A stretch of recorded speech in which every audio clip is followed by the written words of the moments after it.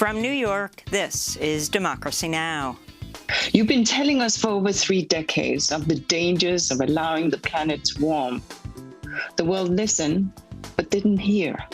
The world listened, but it did not act strongly enough. And as a result, climate change is a problem that is here now. True. Nobody's safe, and it's getting worse faster. A code red for humanity. The Intergovernmental Panel on Climate Change has issued a dire warning to the world, saying the climate crisis is inevitable and irreversible. But scientists say there is still time to prevent runaway global warming if drastic action is taken immediately. We'll speak to 2 of the lead authors of the IPCC report, which was just published this morning. We've known for decades that the world is warming, and recent changes in the climate are widespread, rapid, and intensifying. They're unprecedented in thousands of years, and they're indisputably linked to human activities. Then we talked to a tenant organizer in Kansas City about how the Biden new eviction moratorium for much of the country does not go far enough. This latest action by the administration is just a Band-Aid over a bullet wound. This is a very small step. It's the bare minimum. This will actually not offer the protections that are needed to keep them in their homes. All that and more coming up. Welcome to Democracy Now!, democracynow.org, the War and Peace Report. I'm Amy Goodman. The UN's Intergovernmental Panel on Climate Change has issued its gravest warning yet, saying major irreversible climate catastrophe is unavoidable, that the world has a narrowing window to make drastic changes to prevent even greater devastation.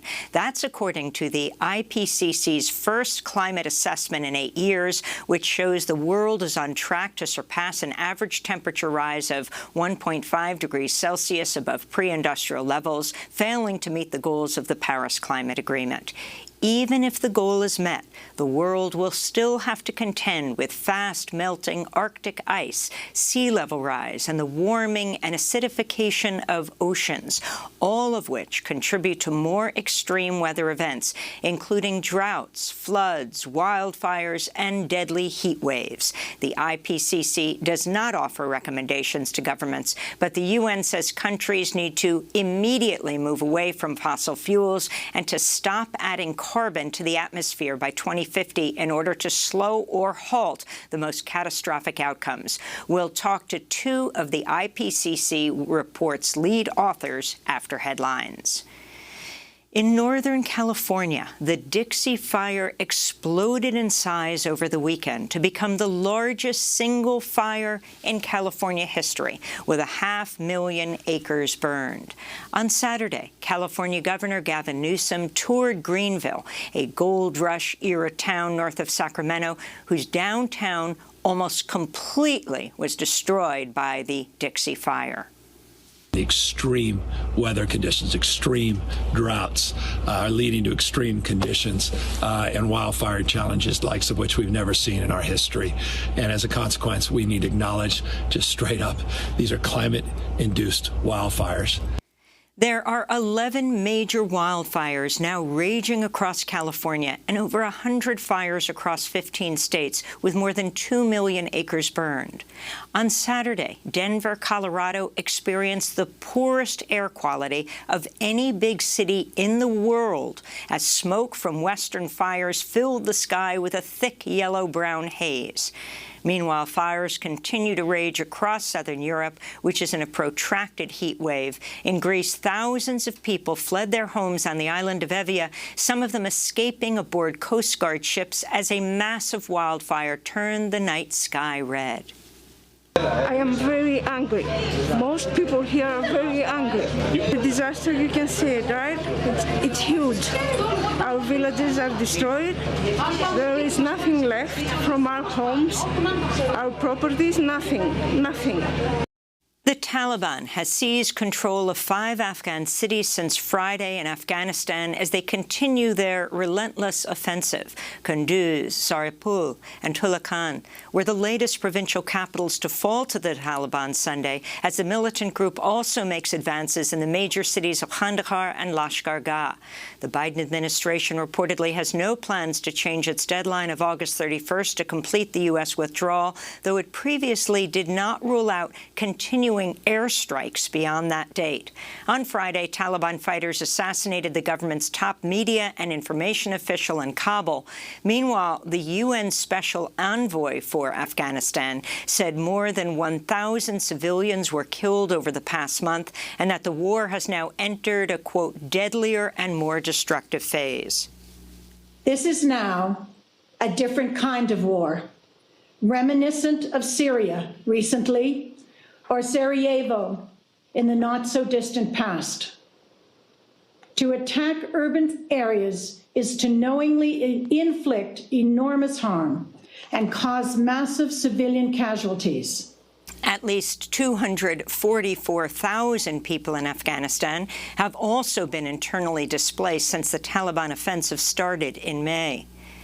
As the U.S. is once again averaging over 100,000 new daily COVID-19 cases due to the Delta variant-driven surge, top White House advisor Dr. Anthony Fauci warned of future variants that could emerge unless more people get vaccinated. If you give the virus a chance to continue to change, you're leading to a vulnerability that we might get a worse variant, and then that will impact not only the unvaccinated, that will impact the vaccinated, because that variant could evade the protection of the vaccine. Though vaccine demand has increased in areas hit hard by Delta surges, health systems in some states say they're already overwhelmed. In Austin, Texas, officials activated the emergency text alert system to warn residents the situation is dire and healthcare resources limited. This comes as Governor Greg Abbott is fighting statewide mitigation efforts. In Florida, which accounts for nearly a quarter of the COVID cases nationwide, conservative radio host and anti-vaccine propagandist Dig Farrell died of COVID-19 last week. Before his death, he urged his friends to get vaccinated. He texted them from the hospital. Republican Governor Ron DeSantis has banned mask mandates and has threatened to withhold funds from Florida school districts that defy the ban. In a reversal, Randi Weingarten, president of the American Federation of Teachers, said she supports requiring vaccines for teachers. The AFT is meeting this week to consider issuing the mandate. Dr. Fauci recently said he expects a flood of vaccine mandates as businesses and schools as soon as the shots receive full FDA approval. The Biden administration extended the pandemic-related freeze on federal student loan repayments through January 2022. It was set to expire at the end of September. Some Democrats renewed calls on Biden to use executive authority to cancel $50,000 of individual student debt. On Capitol Hill, senators voted Sunday evening to end debate over a $1.2 trillion infrastructure package, clearing the way for a final vote early this week. The bipartisan bill would see the largest ever federal investments in public transit, clean water, and green energy. But critics say it's far short of what's needed to tackle the climate crisis. The package is barely half of what President Biden proposed and far short of the $10 trillion Thrive Act favored by progressives. Senate Democrats are expected to turn to a $3.5 trillion budget resolution that could pass without Republican support, covering additional infrastructure needs. Democrats in the Texas House of Representatives refused to return to the state capitol in Austin Saturday, denying a quorum to Republicans who hope to pass draconian voter suppression bills in a special legislative session called by Governor Abbott. It was the third time Democrats have blocked the Republican governor's attempts to pass new election laws following their flight to Washington, D.C. last month. In other news from Texas, CBS News reports at least 36 holding facilities for unaccompanied migrant children may lose their state licenses next month, but will likely continue to operate without being subject to inspections or state oversight. Republican Governor Greg Abbott ordered state officials in May to stop issuing licenses to facilities for migrant children. In more immigration news, the Biden administration's begun flying deported Central American asylum seekers into Mexico instead of their home countries as an attempt to deter them from seeking refuge at the U.S.-Mexico border. Spanish humanitarian aid workers are reporting at least 42 refugees, including 8 children, are feared dead after their boat capsized off the coast of Western Sahara last week. Only 10 people survived. So far this year, over 1,100 refugees have perished crossing through dangerous sea routes as they attempt to reach Europe. In related news, a ship carrying at least 257 refugees has docked in the Italian port of Trapani a week after the German humanitarian organization Sea-Watch rescued the refugees off the coast of Tunisia. In Argentina, tens of thousands of people held demonstrations in Buenos Aires and throughout Argentina this weekend as anger mounted over skyrocketing unemployment and a worsening economic crisis triggered by the pandemic. This is a protester in Buenos Aires. My brother is unemployed. Many of my neighbors are without a job. We see a lot of people are suffering around the country due to a lack of work. Politicians should get their act together. People are tired of lies. In Thailand, protesters took to the streets of Bangkok Saturday demanding the resignation of Prime Minister Prayut Chan-o-cha and denouncing the government's mishandling of the pandemic and economic crisis. Police assaulted protesters with tear gas and rubber bullets. It was the latest in a series of anti-government and anti-monarchy demonstrations demanding democratic reforms.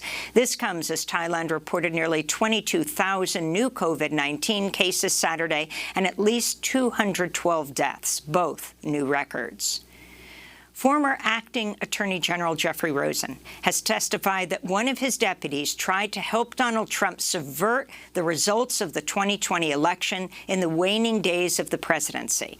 That's according to the New York Times, which reports Rosen testified to Justice Department and Senate investigators over the weekend that his deputy, Jeffrey Clark, pressured Justice Department officials to publicly assert false claims about election fraud in order to cast doubt on the Electoral College results.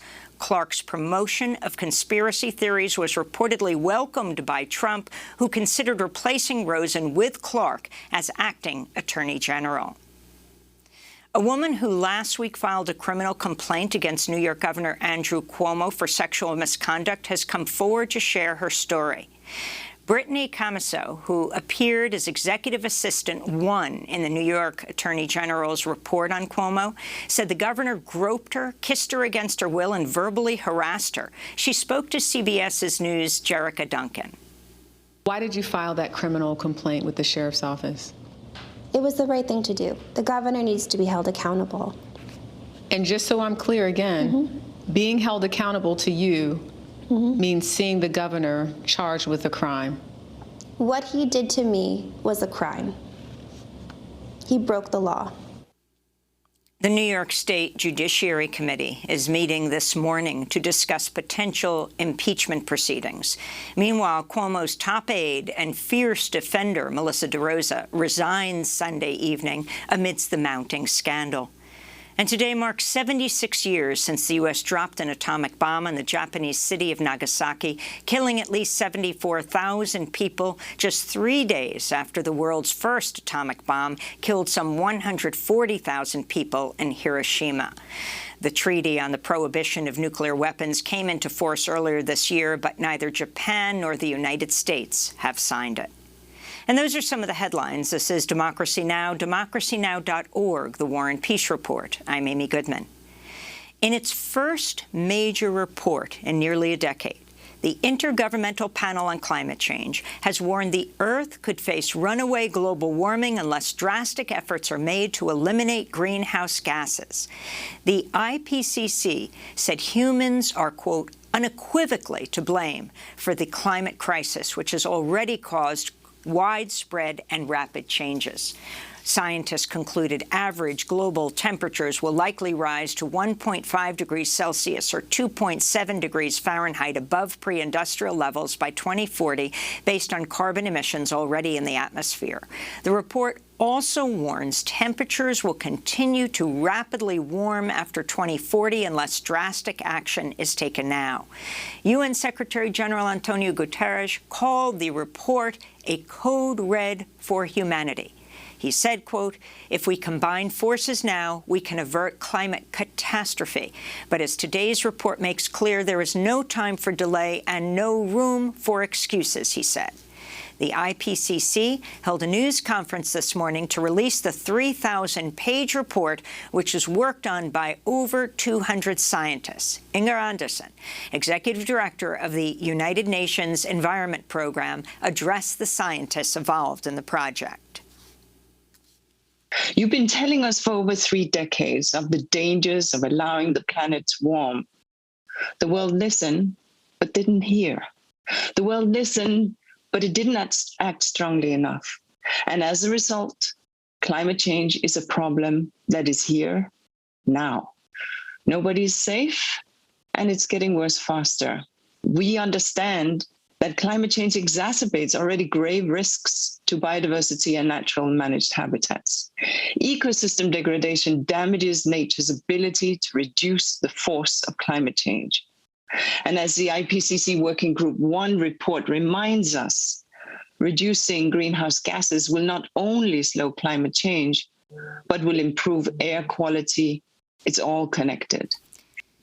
Greenpeace UK Executive Director John Sovan said the effects of the climate crisis can already be seen across the globe. You can just read the headlines. You know, the wildfires out of control in Greece and Turkey, the heat domes in California and you know, British Columbia in Canada, the wildfires out of control in Siberia, the floods in Germany and in China. You just look anywhere around the world and you see climate catastrophe unfolding. All this report is doing really is putting the science behind this, saying that we are now certain this is human-induced. We're joined now by 2 of the lead authors of the IPCC report. Bob Kopp is professor and director of the Rutgers Institute of Earth, Ocean, and Atmospheric Sciences at Rutgers University, and Kim Cobb is professor of Earth and Atmospheric Sciences at Georgia Tech. Professor Cobb, let's begin with you. You're one of the lead authors of this report. Can you talk about the scope and the significance of what you found? Sure. So well, this report is obviously an unprecedented new foundation for our science and our world at this critical moment. It is, you know, something that involved hundreds of authors over the last 3 years and really assessed the relevant scientific literature across 14,000 different articles in the published peer-reviewed literature to make assessments as to where we are with human-caused climate change and where we're going and what lies ahead and the choices that we have to make. So really a stunning historic pillar in our field and a reminder of the futures that we have to choose in the next decades. The UN Secretary General has called the IPCC report Code Red for Humanity. What surprised you most about the findings? Hundreds of scientists around the world assessing so many of the studies that have taken place over the last years. Well, I think one of the things to remember is how far the science has come. We're going from virtually certain human-caused climate change in the last report to unequivocal wording for this report in terms of human influence on climate, and thinking about piling up on the absolutely factual column more and more and more aspects of the impacts of climate change. And this report, I think, makes a very strong emphasis on the rising climate and weather extremes that have been more uncertain in previous reports. This year, the science has, over the last years, the science has matured to the point that a lot of strong wording in this report around the links between human-caused climate change and any number of different climate extremes. Professor Robert Kopp, talk about the major findings of the report. Sure. So as my colleague was saying, this report is in some cases a sort of an exclamation mark on what the previous reports have already said. So we've known for decades that the world is warming. We know that the changes we're seeing now are widespread, they're rapid, they're intensifying, they're unprecedented in thousands of years. Carbon dioxide levels are higher than they've been in at least 2 million years. Temperatures are higher than they've been in at least 100,000 years. Sea level is rising faster than it has in at least 3,000 years.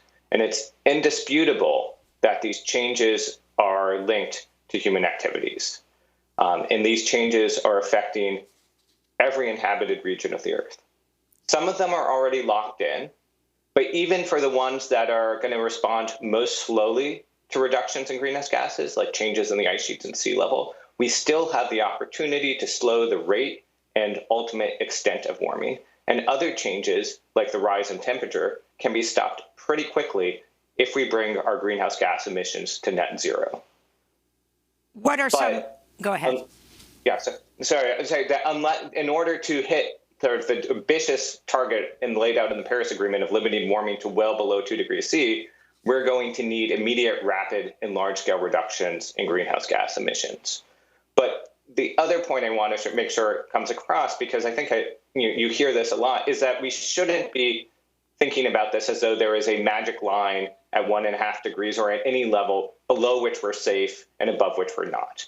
You're already talking about, as we said, already experiencing more extremes. So we're already experiencing enhanced hazards as a result of climate change. And every bit of warming, whether it's above or below 1.5 degrees C, increases the risks that we face. So anything we can do to limit the amount of warming will reduce the hazards we're creating for ourselves. You're an oceans expert, Robert Kopp. So if you can talk about what the greatest sources of sea level rise are expected to be in the next century and what has happened so far, the major causes of sea level rise. Sure. So as I already said, sea level is rising now at a faster rate than it has in at least 3,000 years, and it's rising at an accelerating rate. And this is due to two main factors. The first is the loss of ice on land from glaciers and from the polar ice sheets in Antarctica and Greenland. And the second is the warming of the oceans as the planet heats up. And there's been a continuing acceleration since about 1970 with ice sheets in particular, the Greenland and Antarctic ice sheet, driving the increase in the rate of sea level rise over the last 20 years. And of all of the factors that are driving sea level rise, we can clearly try the expansion of the ocean, the melting of glaciers, and the melting of the Greenland ice sheet to human-caused activity. And finally, this is already having effects around the world. So since the 1960s, we've seen nearly a doubling in many coastal sites of the frequency of high water levels. We're going to break and then come back to our discussion with Professors Bob Kopp and Kim Cobb, two of the lead reporters on the new IPCC report just released this morning. We'll also go to Bangladesh or speak to a leading Bangladeshi scientist. Stay with us.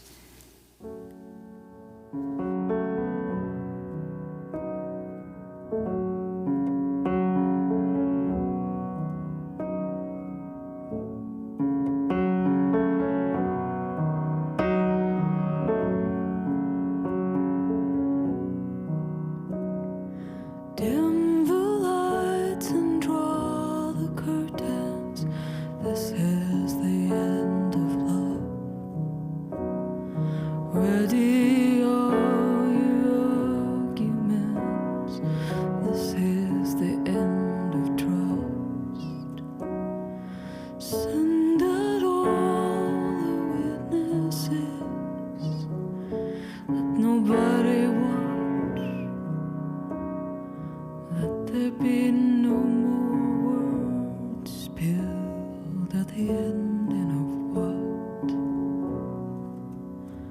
Was it time we had?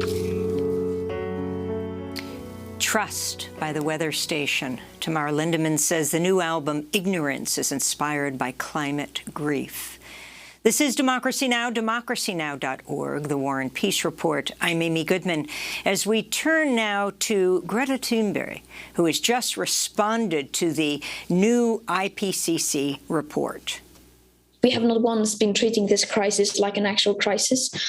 And of course, media is reporting now about extreme weather events and consequences of the climate crisis. But then again, we also have to remember that these are all just symptoms of the climate crisis. We're not talking about the root cause itself, the things that is actually fueling these events. We are not holding people in power accountable. We are not talking about the current best available science, what it says, and how the situation looks like now. And we are especially not talking about the gap between what politicians are saying and what they are actually doing. This report doesn't tell us what to do. It doesn't say you have to do this and then you have to do this. It doesn't provide us with such solutions or tell us that you need to do this. And that's up for us. We are the ones who need to take the decisions, and we are the ones who need to be brave and ask the difficult questions to ourselves, like what do we value? Are we ready to take action to ensure future and present living conditions?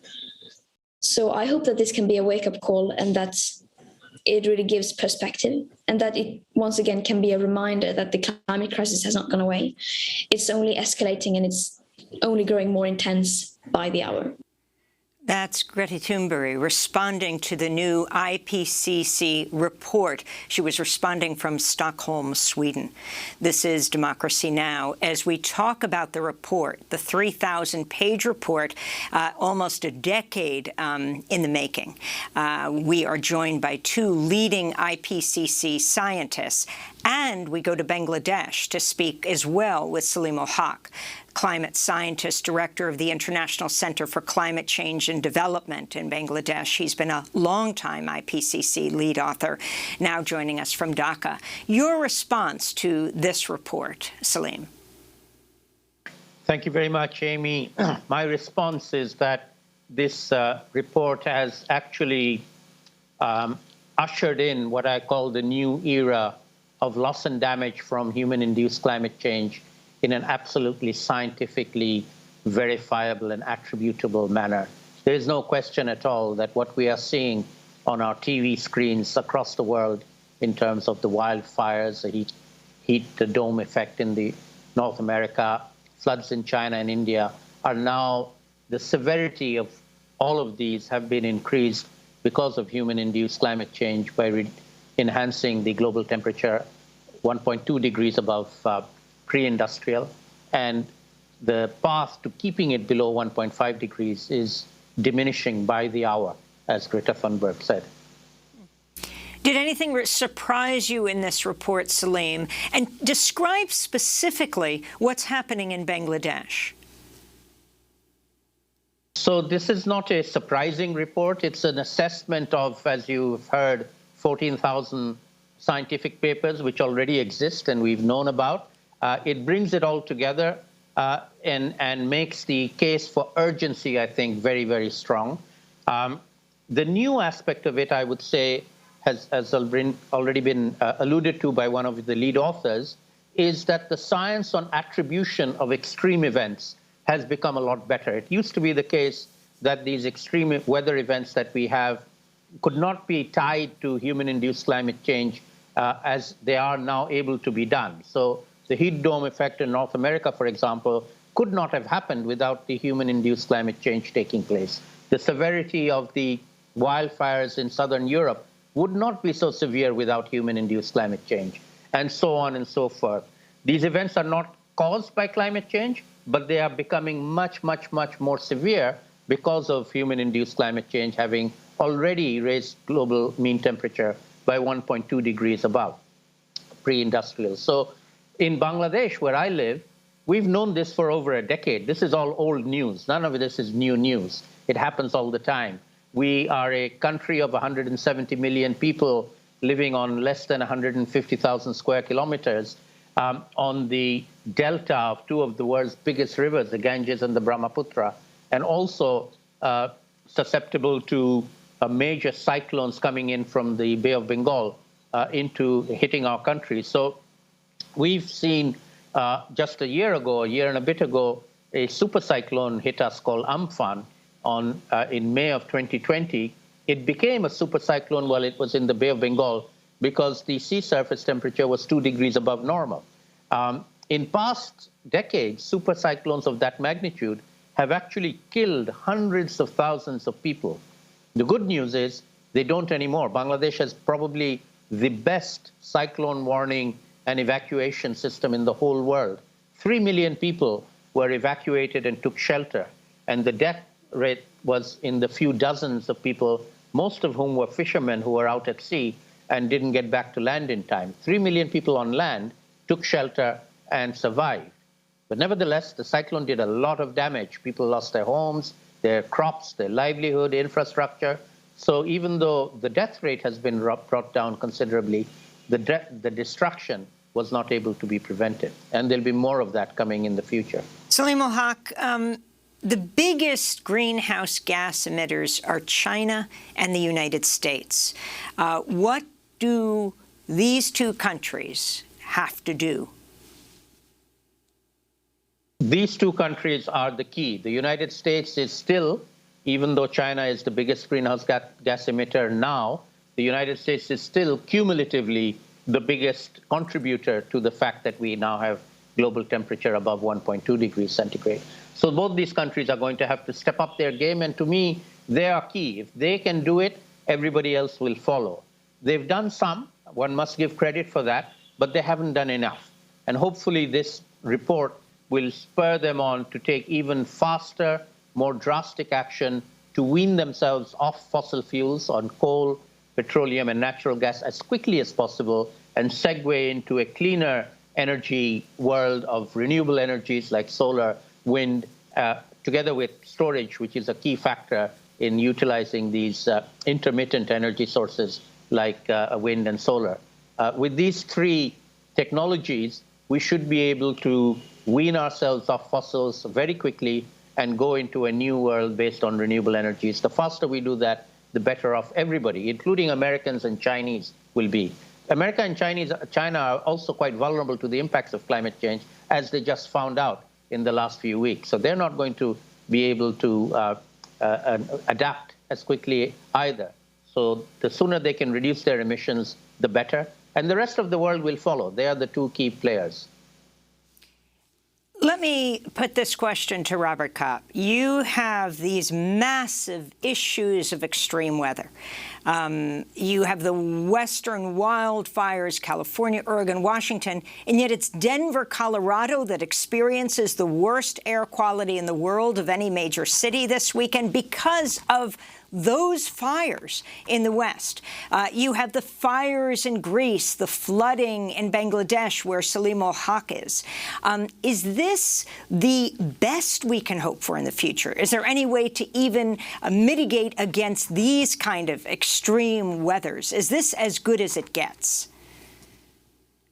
You know, what we're basically facing is a world with about 1.1 degrees Celsius of warming. And so even if we're, looking forward, we're talking about 1.5 or 2 degrees C. And what we can say is that every increment of warming is going to make these sorts of impacts more severe. So in order to stop things from getting worse, we need to get, as my colleague was saying, we need to get global greenhouse gas emissions to net zero, which requires a global effort. These sorts of changes we see are basically what we see with the level of warming that we have. And we're not coming back to this level of warming. So these are indeed going to get worse. But I think it's important for us to bear in mind that we have very real control over how much worse they get. Professor Cobb, you are a specialist and you've done a lot of work around preserving coral reefs in the world. Can you talk about the effects of climate change on these coral reefs and why this is so significant, an indicator of what's happening all over the world, even outside the coral reefs?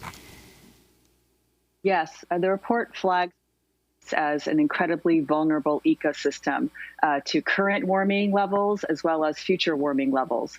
Corals live in a relatively narrow temperature tolerance where if that temperature is exceeded, they bleach first, and that's something that has hit the headlines in recent years. And if those conditions persist for even a matter of weeks, the corals will die. And in 2016, we had a global scale marine heat wave associated with one of the largest El Nino events on record, which is a natural climate cycle that, when superimposed on current warming levels of just over 1 degree, was enough to bring to our records this historic coral bleaching and mortality event that swept every tropical ocean basin in the world. And so many of us who study coral reefs were taken aback by just how quickly these extreme temperatures are at our doorstep and the absolutely devastating losses that reefs incurred in that year, a real wake-up call with respect to the ongoing risks on reef systems. It's really important to remember that these reef systems are critical to the economies of so many island nations and tropical nations around the world and provide the vast source of protein for over 1 billion people. Professor Salim Ul-Haq, I wanted to ask you about these massive incidents of extreme weather, the floods in Europe and South Asia, the wildfires in Greece, the United States, as well as Siberia. Can you talk about how so often in the past we saw this in poorer countries, but now we're seeing it in the industrialized world repeatedly, relentlessly. Can you talk about the change in media coverage because of that? Absolutely. So, as I said earlier, in Bangladesh and indeed in the rest of the global south, this is not news at all. We've known this for the last decade. We've been suffering. We've been dealing with it as best we can, with the rest of the global media not taking much interest, maybe a few seconds to report on a flood or a drought or a hurricane, and that was it. Now that it's happening in the rich world, in Europe and in the United States, it's getting a lot more wall-to-wall television coverage. I've been watching TV all day here in Dhaka about the Greek wildfires in Greece. I'm sure the Greeks never saw a wall-to-wall coverage of what happened in Bangladesh when we had floods and cyclones.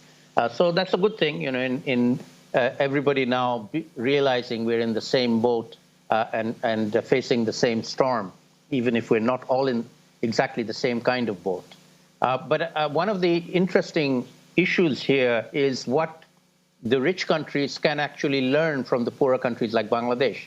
I mentioned that Bangladesh has brought down the death rate of these events in a very, very significant fashion by providing early warning and evacuation for people. The number of deaths that we saw in Germany, in one of the richest countries in the world, nearly 200 Germans actually died from flash floods, would never have happened in Bangladesh. We would have evacuated them. We do evacuate everybody that's in the path of floods or in cyclones. In Germany, they weren't able to do that. So Germany could learn a lot from Bangladesh, and so could the United States, on how to deal with these impacts that they have not been used to, but we are used to doing them. As we wrap up, Salim Ul-Haq, if you can talk about the significance of the climate summit that's taking place in Glasgow, if in fact it happens as an in-person event or just a virtual one because of COVID, but the significance of this summit. I think the Glasgow summit, the COP26, is going to be perhaps the most significant COP that we've had. Just a reminder that this was actually supposed to have been held last year in December 2020, and it got postponed because of the COVID-19 pandemic for valid reasons. The COVID-19 pandemic didn't allow it to be held, so it was postponed by 12 months. But that's a very critical 12 months because climate change didn't take 12 months off. It's actually taking place, and I would say it actually crossed a threshold, which we've just seen with the IPCC 6th assessment report, that we are now living in a climate change world. And so, as I said, we are now in the era of having to deal with loss and damage from human-induced climate change. And that's going to be one of the topics that the vulnerable countries are going to bring up. Indeed, they've already brought it up in COP26 for treating it seriously, which has not been done so far. We've been talking about it for a long time. We've not been getting anywhere with it. Now it's for the rich countries to recognize it's a reality and do what they're supposed to do, which is implement what they agreed to implement in Paris, keep the global temperature below 1.5 degrees and provide $100 billion a year to the developing countries to tackle climate change. They promised but didn't deliver. We want to thank you all for being with us. Salima Haq, Director of the International Center for Climate Change and Development in Bangladesh. Also want to thank Bob Kopp, Rutgers Institute of Earth, Ocean and Atmospheric Sciences, speaking to us from New Brunswick, New Jersey, and Kim Cobb, Professor of Earth and Atmospheric Sciences at Georgia Tech. This is Democracy Now! When we come back, we go to tenant organizer in Kansas City about how President Biden's new eviction moratorium for much of the country doesn't go far enough. Stay with us. What the soft words, they all spoke so gentle, yeah. It makes it easier to bear, yeah. You won't regret it, no, no. Young girls, they don't forget it.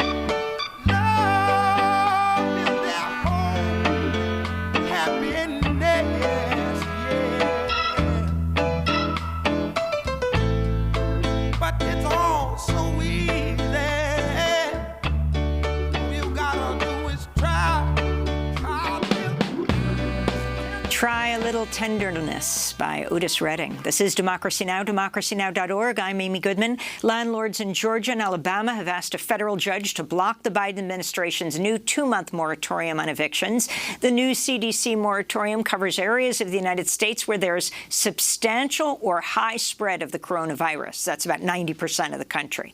Nationwide moratorium on evictions expired at the end of July after Democratic lawmakers failed to pass a bill to protect the millions of renters who could be forced from their homes. But then a group of lawmakers, led by Representative Cori Bush of Missouri, began camping out on the steps of the U.S. Capitol to pressure the Biden administration to take action. In a moment, we'll be joined by a leading housing activist. But first, we turn to a tenant in Kansas City who's on the verge of losing his home. His name is Aki Greedington. He spoke to Democracy Now! Last week. Because my landlord is essentially just 1 month behind on rent. I came home one evening to a 3-day eviction notice on my door, which I later found out isn't really the process for how evictions go. So I really felt like my landlord was trying to intimidate me or like harass me because not only was there the 3-day eviction notice on my door, but there was also notice of non-renewal. So my lease ends September 30th.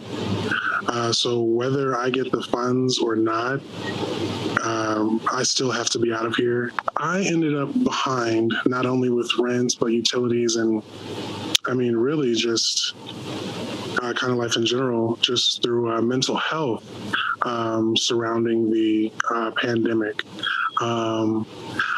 I struggle with depression and anxiety as it is.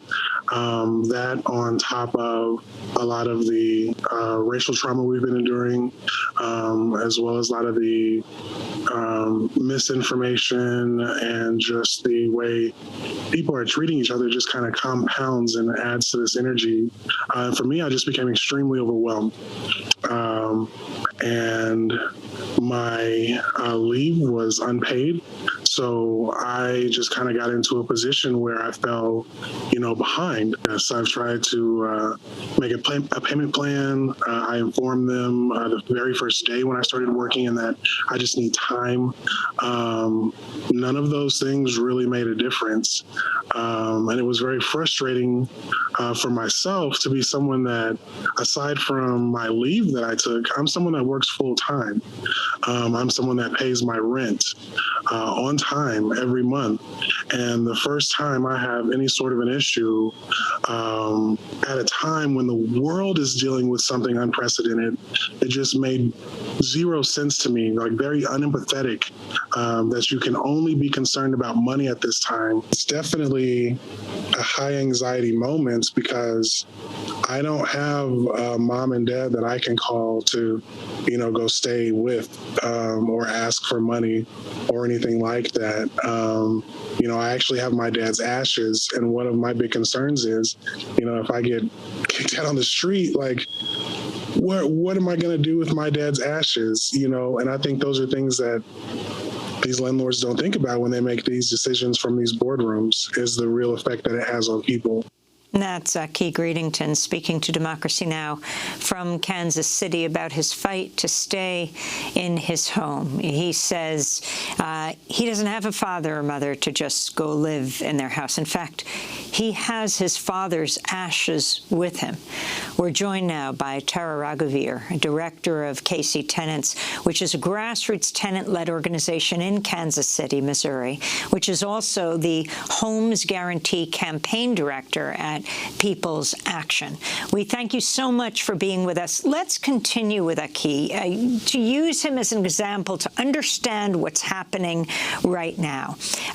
We just reported that the Biden administration, under enormous pressure, led by a formerly unhoused person, now Congress member Cori Bush, and Ilhan Omar of Minneapolis and Ayanna Pressley of Boston, slept out on the Capitol steps to protest the lack of extension of a rent moratorium.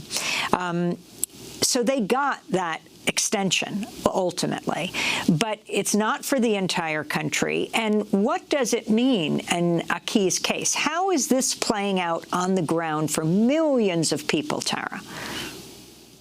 Well, Amy, thank you so much for having me back. And you're absolutely right to give kudos to Representative Cori Bush and Representative Ilhan Omar. I want to start there because I think what they demonstrated through their actions on Friday and through the weekend is that more often than not, when someone in power tells you that something is impossible, they're lying to you, right? And these congresswomen, empowered by and driven by their own direct experience, that's not dissimilar to Aki's, took the action that they needed to take in order to fight for millions of renters across the country. So kudos is owed to them.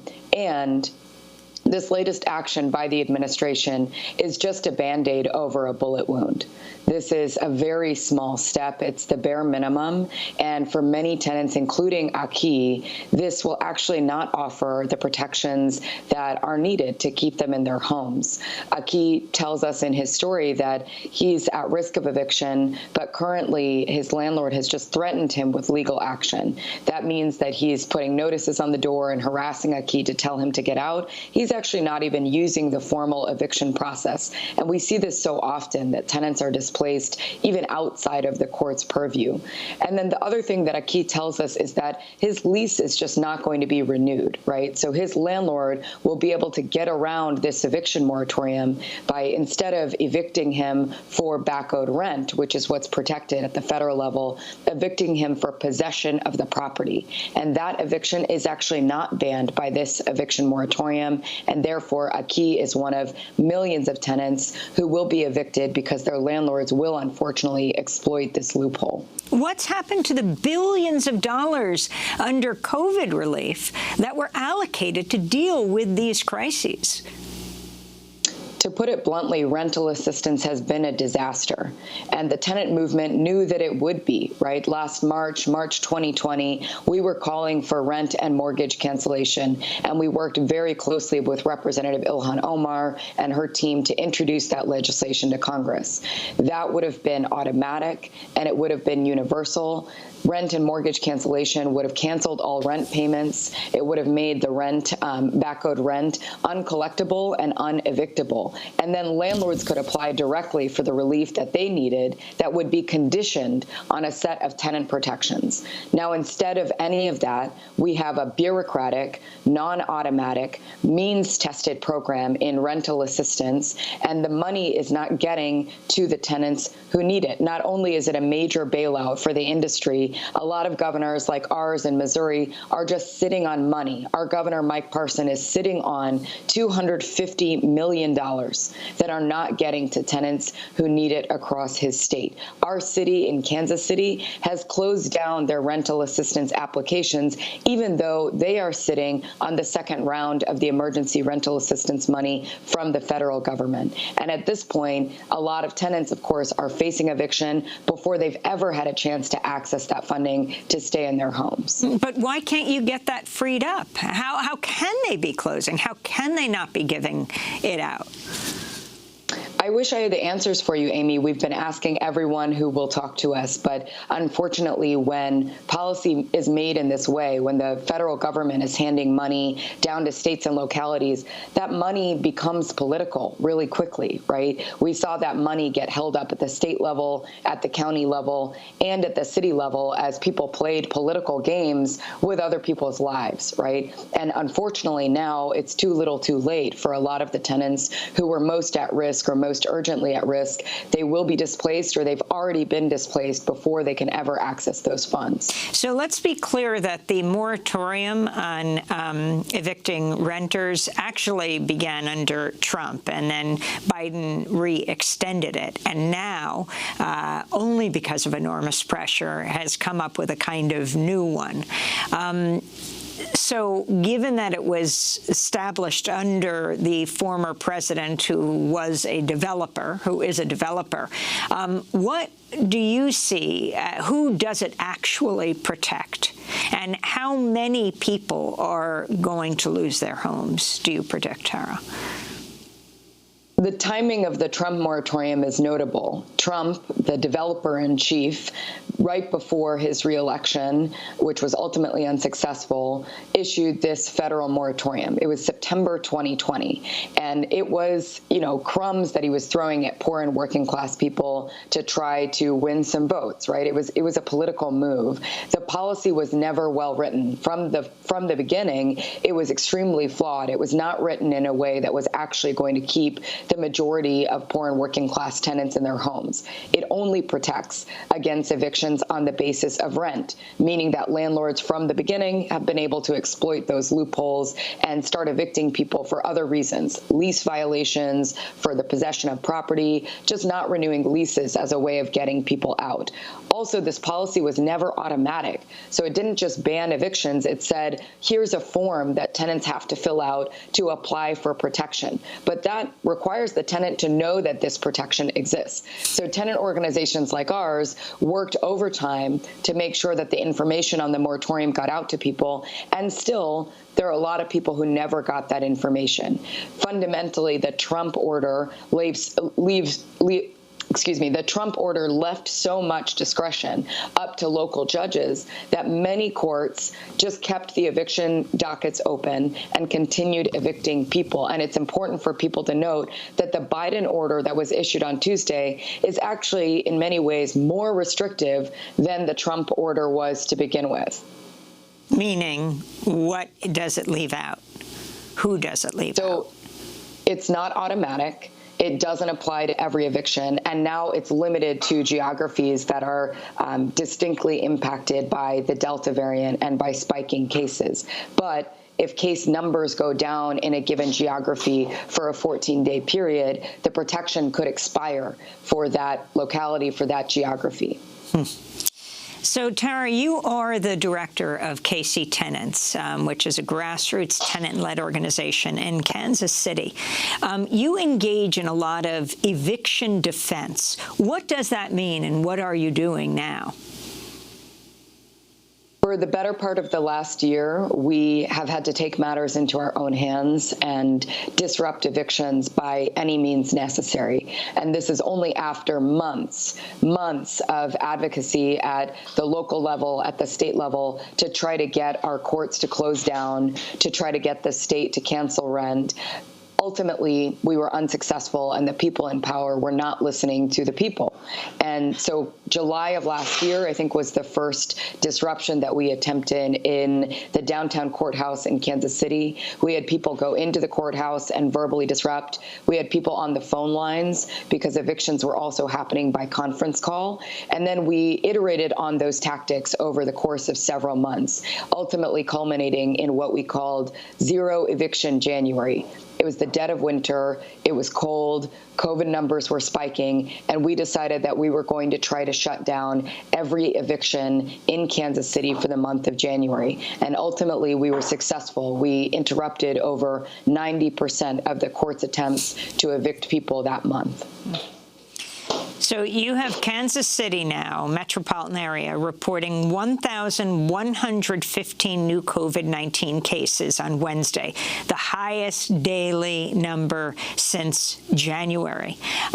So you would be included in this eviction moratorium, which ends in 2 months. What do you expect will happen then? We're included in this moratorium that ends in 2 months, but evictions have been happening the entirety of the past year in Kansas City. There are evictions happening in downtown Kansas City today. There are 150 eviction cases on the docket today in downtown Kansas City, including at least a few KC Tenants members, including one named Sabrina Davis, who's already been displaced from her home. So I think it's very important that we start there. Evictions are happening. They've been happening. They will continue to occur even under this federal moratorium. And to your point, we will be in the same place that we were on Saturday come October 3rd, right? We're just kicking the can down the road.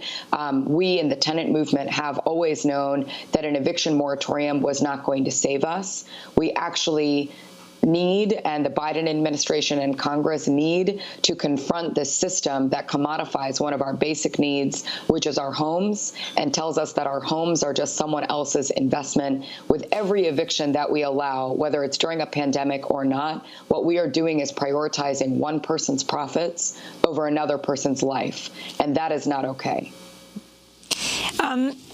We just interviewed Cori Bush in the midst of her protests that has led to the Biden administration doing something temporary here. She introduced the Unhoused Bill of Rights. You are proposing a National Tenants Bill of Rights. What would that look like? Absolutely. In the Homes Guarantee, what we envision is a country in which we can guarantee that everyone has a safe, accessible, and truly affordable home. This sounds simple, but of course it's a premise that's complicated by what we like to call a conspiracy of the profiteers that has convinced us that the only way to deliver housing is through the private market.